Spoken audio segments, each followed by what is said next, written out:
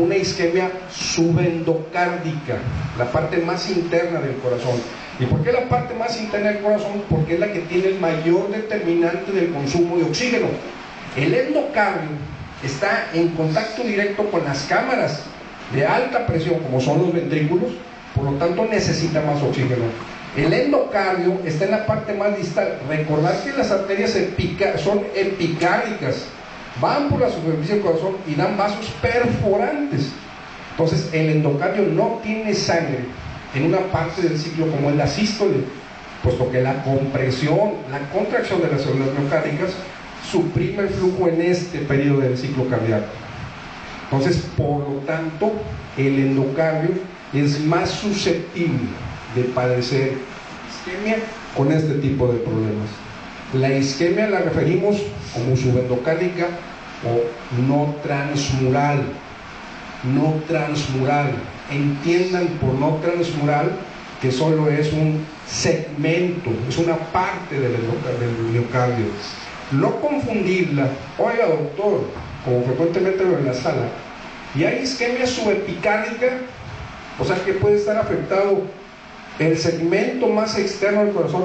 No, no. Aquí la isquemia es transmural o no transmural, para fines prácticos, para que lo entiendas bien. Si tú ves esto, este patrón, eso es una isquemia o lesión no transmural. Para cuando el subepicardio está afectado, el subendocardio ya se afectó. ¿Se entiende? Entonces, si yo digo isquemia subendocárdica, asumo que el subepicardio no está afectado, lo cual en este ejemplo es correcto. Pero si tú dices isquemia subepicárdica, no asumas que el subendocardio no está afectado, ya está afectado.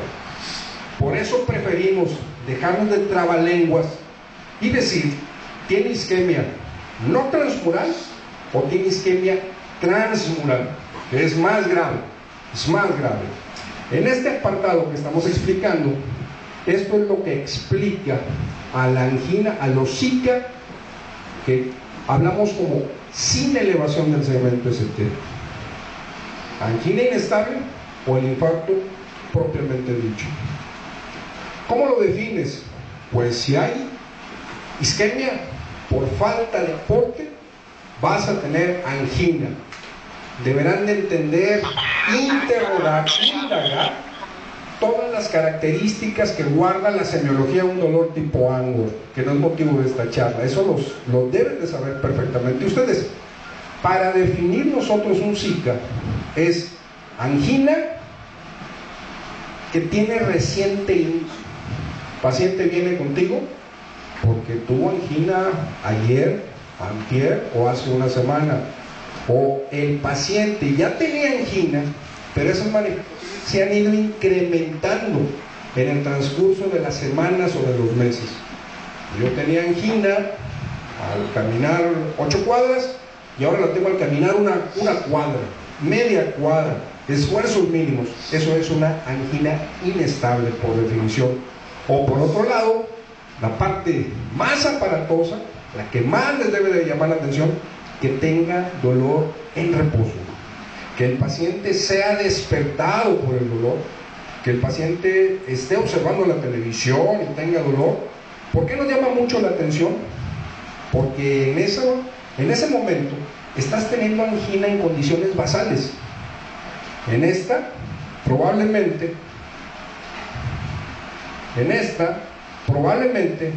se está desatando por el esfuerzo físico, pero en esta la placa se rompió. Aquí a lo mejor es una obstrucción progresiva, en a lo mejor hubo ruptura de placa, forma de trombo in situ, a lo que dio esas manifestaciones de dolor tipo Angor en reposo.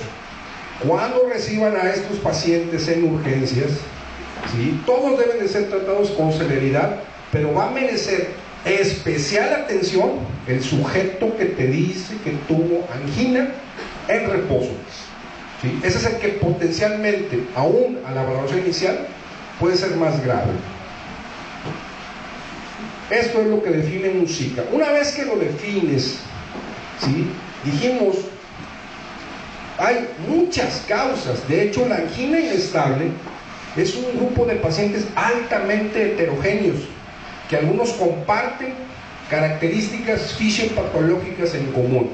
¿A qué se refiere ese trabalenguas? Mira, dentro de la fisiopatología que te acabo de explicar, es la relacionada única y exclusivamente a complicación de placa aterosclerosa, erosión, ruptura y formación de trombo subsecuente in situ. Eso explica prácticamente el 85% de los casos, donde hay una disminución o suspensión abrupta del aporte sanguíneo. Mas, sin embargo, los requerimientos permanecen sin cambio. En ocasiones es al revés. Es un paciente que tú tienes una oclusión progresiva, una angina estable, pero que súbitamente tienes un incremento en las demandas de oxígeno. Por ejemplo, los pacientes que vienen con taquiarritmias, por ejemplo, los pacientes que vienen con crisis hipertensivas, por ejemplo, los pacientes que han sido sometidos a cirugías grandes, donde hay pérdida de sangre, donde hay hipotensión, donde hay taquicardia. En esos sujetos no hay ruptura de placa probablemente y formación de trombo, sino que el mecanismo fisiopatológico es diferente. El enfoque diagnóstico y terapéutico también deberá serlo.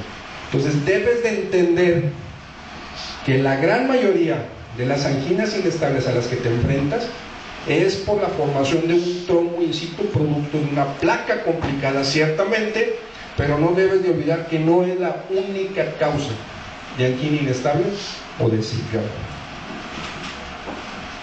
Entonces, esta diapositiva nos sirve para entender que tanto la angina inestable como el infarto agudo del miocardio sin elevación del segmento ST comparten un mecanismo fisiopatológico común, que es una enfermedad trombótica suboclusiva,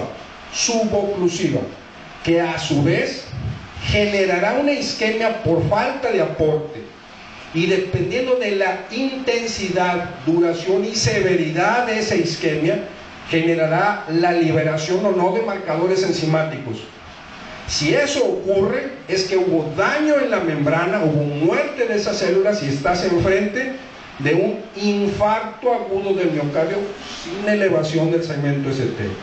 Si por otro lado fue de menor intensidad, hubo mecanismos que lo compensaron y no hay liberación de enzimas, entonces tienes una angina inestable. Para diferenciar entre uno y otro sobre bases clínicas es muy complicado, es difícil.